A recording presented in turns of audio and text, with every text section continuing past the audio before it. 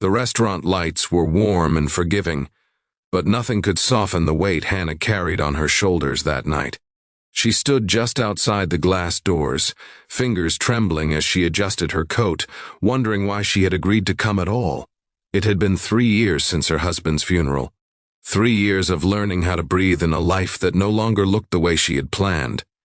The blind date was supposed to be harmless, a gentle step back into the world. Yet even before she stepped inside, her heart sensed that this evening would change something forever, for better or worse. Before the story goes any further, take a moment right now.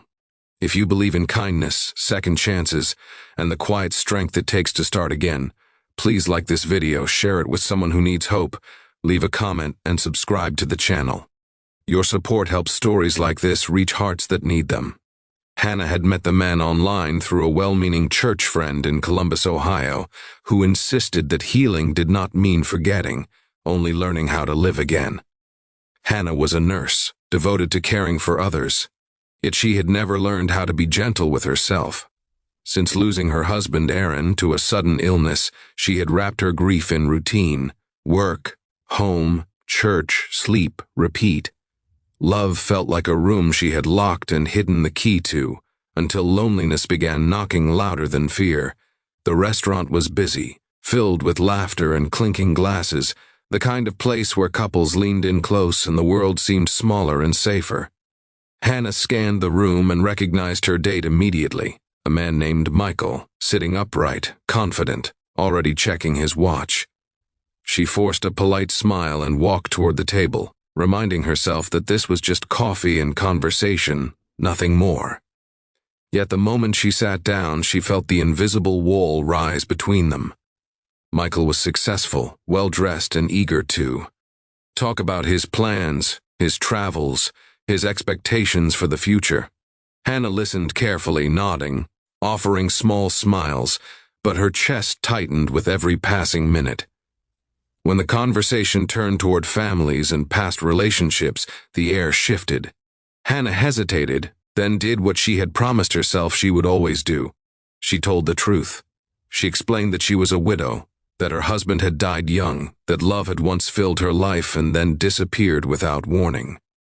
The change in Michael was immediate and unmistakable. His posture stiffened, his enthusiasm drained, and his eyes flickered with discomfort. He tried to recover, but the warmth was gone.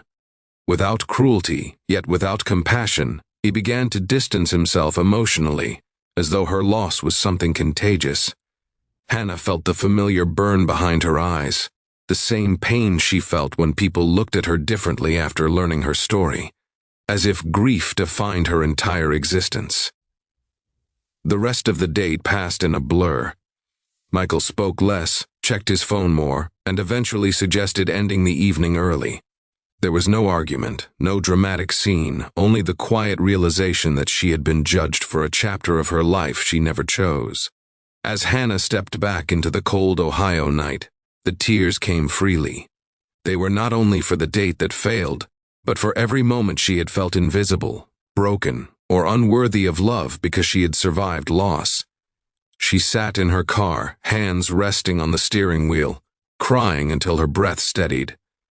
Part of her wanted to swear off hope entirely, to retreat back into the safety of solitude where no one could hurt her again. But another part, smaller yet stubborn, whispered that her story was not over. That voice reminded her of the strength it took to love deeply, and the courage it took to keep living after goodbye. In the weeks that followed, Hannah focused on rebuilding herself from the inside. She volunteered, more at church, spent evenings walking through her neighborhood, and began journaling again, something she and Aaron had once done together. She allowed herself to remember without collapsing, to smile without guilt. Slowly, she stopped seeing herself as someone damaged by grief and started seeing herself as someone shaped by it. One Sunday afternoon, during a community outreach event in a small town outside Columbus, Hannah met Thomas. He was quiet, thoughtful, and worked as a physical therapist for veterans. There was no dramatic spark, no overwhelming rush, just a calm sense of ease. They spoke about service, faith, and the ways life surprises people when they least expect it. When Hannah mentioned that she was a widow, she watched carefully for the familiar shift, the discomfort she had come to dread. It never came. Thomas listened without flinching, without pity, and without fear. He saw her grief not as baggage, but as evidence of her capacity to love deeply. Over time, their connection grew slowly and naturally, rooted in mutual respect and understanding. Hannah learned that the right people do not ask you to erase your past to fit into their future. As months passed, Hannah realized something profound. The blind date that ended in tears had not been a failure, but a filter. It had removed someone who was never meant to walk beside her. Painful as it was, it pushed her closer to the truth about herself and what she deserved. She no longer apologized for her history or minimized her loss. Aaron had been a beautiful part of her life, and honoring him did not prevent her from embracing joy again. Just before this story ends, please pause for a moment and leave a comment below. Share where you are watching from, or simply write a word of hope. Your comment might be exactly what someone else needs to read today. Hannah's journey was never about finding another man to replace the one she lost.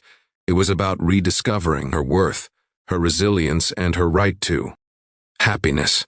She learned that tears do not mean weakness, and being a widow does not mean being unlovable. It means having loved fully and surviving when love was taken too soon. If this story touched your heart, if it reminded you that pain can become purpose and loss can coexist with hope, please like this video, share it, and stay connected to this channel.